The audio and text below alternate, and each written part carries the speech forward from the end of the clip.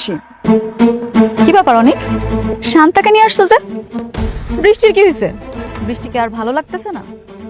না ভালো লাগবো কেমনে, স্বাভাবিক না, পুরান হয়ে গেছে না, মেঘলার মতো বৃষ্টি এখন পুরাতন। নতুন মানুষের খুব আদর যত্ন করতেছে দেখি। ভালো। কি কি বলছো এসব? শান্তা এখানে কেন আসছে আমি কিছুই জানি না, বিশ্বাস করো।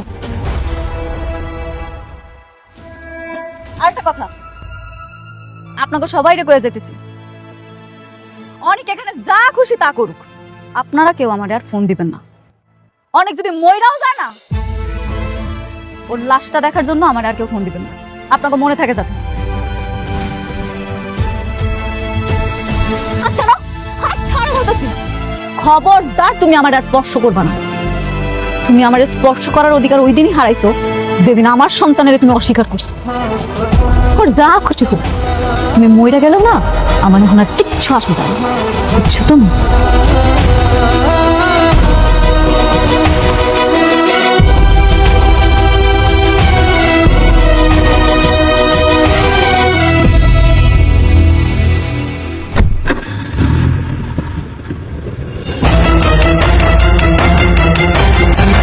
তুই কি চাস? কি হলো, চুপ করে আছিস কেন?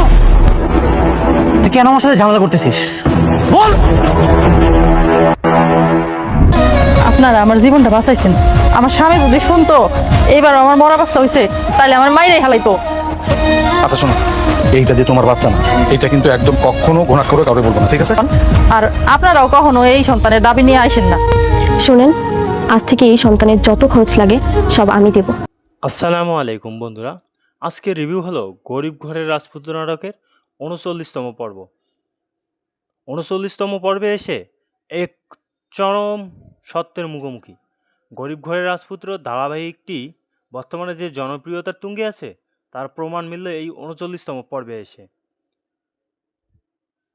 আগের পর্বগুলোর চেয়ে এই পর্বের গল্প অনেক বেশি ম্যাচিউরিড, ইমোশনাল এবং একই সাথে সাসপেন্সে ভরপুর ছিল। পুরো পর্ব জুড়েই পরিচালক যেভাবে কাহিনীর মোড় ঘুরিয়ে দিয়েছে তা সত্যি প্রশংসার দাবিদার। চলুন ৩৯তম পর্বের মূল ঘটনাগুলো একদম খুঁটিনাটি সহকারে বিশ্লেষণ করা যাক।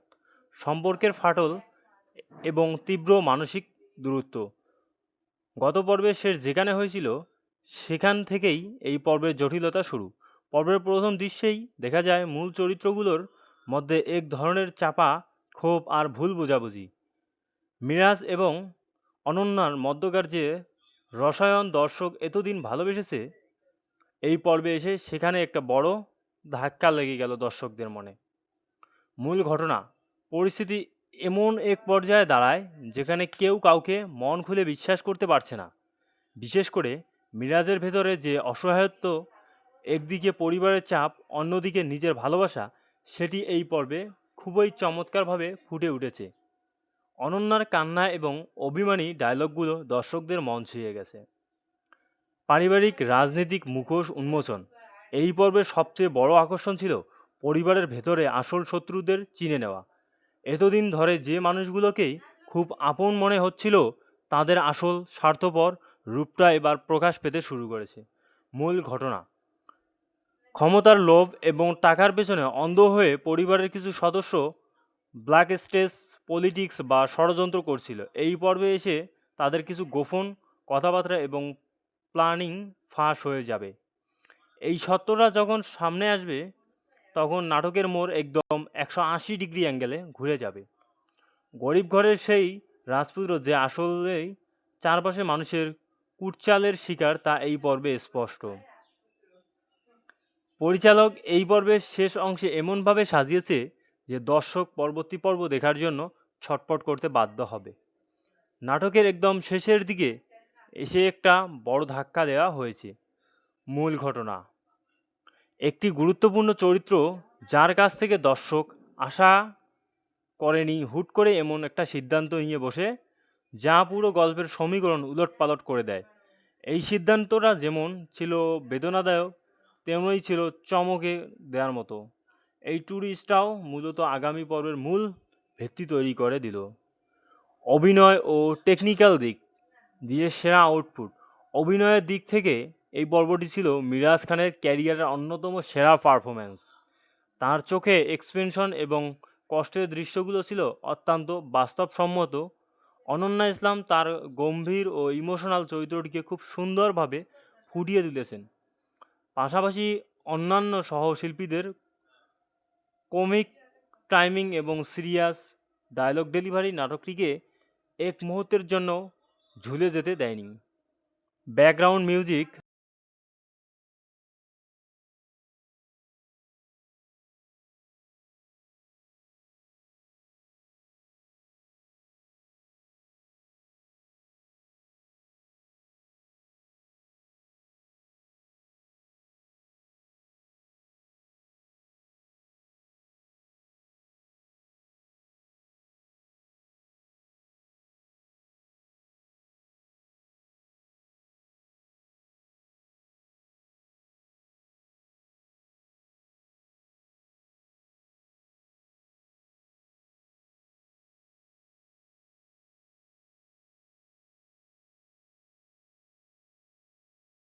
গরিব ঘরের রাজপুত্র ৩৯তম পর্বে শুধুমাত্র একটা সাধারণ পর্ব ছিল না, এটি ছিল পুরো সিরিজের একটা টার্নিং পয়েন্ট।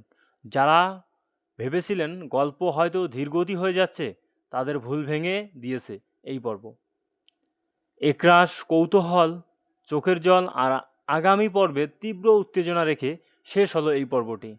বন্ধুরা, কি মনে হয়, মিরাজ কি পারবে এই পরিস্থিতি সামাল দিতে, নাকি ষড়যন্ত্রের জালে রাজপুত্র জীবন আরও কঠিন হয়ে যাবে? কমেন্ট করে আপনাদের মতামত জানান। আশা করি এবারের স্ক্রিপ্টটা আপনাদের ভালো লেগেছে। যদি ভালো লাগে তাহলে চ্যানেলটিকে অবশ্যই সাবস্ক্রাইব করে রাখবেন, পাশে থাকা বেল আইকনকে অবশ্যই প্রেস করবেন যাতে পরবর্তী ভিডিও সবার আগে আপনার কাছে পৌঁছায়, এবং লাইক, কমেন্ট, শেয়ার করতে ভুলবেন না।